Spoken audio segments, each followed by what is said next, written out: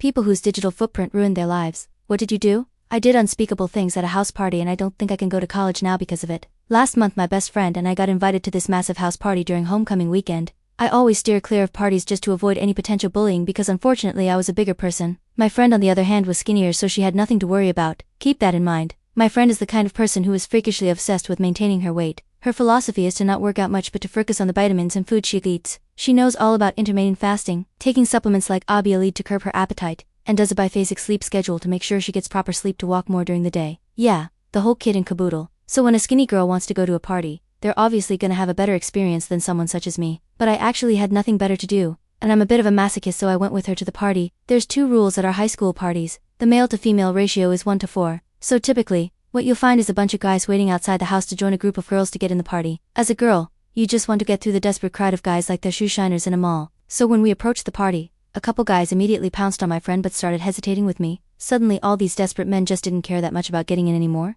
According to my friend, one of them said it's so over when they saw me. Immediately we were off to a great start, but when we went inside my friend separated from me. She saw a couple of her other friends that don't really like me, so I spent almost 20 minutes hugging the wall by myself. That was until the Nerd gummies were passed around. Someone gave Eddie's Hut for free to get people hype, and I thought they were regular Eddies, so I ate them, 2 packs of them. To this day, I still have no idea what the hell I ate. Normally when an Eddie hits it takes about 15 to 30 minutes for it to do so, but of course these had to be different. It took 5 minutes for them to kick it in. When they did, it felt like a punch in the face. My face got fuzzy and my feet got light. At some point I learned that I'm actually a great artist. People saw I was tripping, so they thought it was funny to lead the fat girl to the fridge and to wave RV peels in my face, so I go crazy choosing from weight loss and eating. What I did was I grabbed a ketchup bottle and made the most beautiful art piece on the wall. I used different deli condiments like mustard, relish, mayo, and apricot jam to make these amazing paintings on the wall just using my hands. By the end of it I made this naked body painting on the wall that's supposed to represent blah blah blah. Somehow the owner of the house didn't know until the next day about it. But my rampage didn't stop there. For some reason my body was near immune to pain, so people used me as a party trick and had me jump off tables and chairs onto a pile of Legos without my clothes on. Remarkably, I have God to thank because I didn't get a single scratch on me somehow.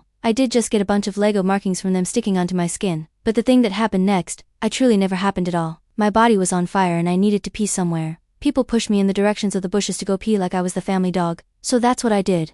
I lowered my standards and I peed in the bushes. But then, I started panicking. A part of my consciousness returned because I was suddenly aware of the flashing lights of everyone's phones recording me. They all laughed and stared at me, the fat girl at the party. I thought about all those times people would steal my lunch at school. People would tell me to take Abialide to become skinny, and everyone said I was too young to be big like this. During my panicking, I suddenly got angry. I realized how everyone here was a piece of poo, including my best friend. So, I'm still not proud I did this, but I pooped in my hand. I thought of it as a powerful statement and thought that I was gonna make a change tonight. Everybody kept laughing though. I remember I was high out of my mind and just being so mad for being so dumb to hold poop in my hand. I heard the ding of an iPhone camera starting recording and I got so mad. I squished the poop in my hand and threw it at the crowd. I washed my hands and locked myself in the upstairs closet. After what felt like a lifetime of rocking myself, the closet door opened. It was the police.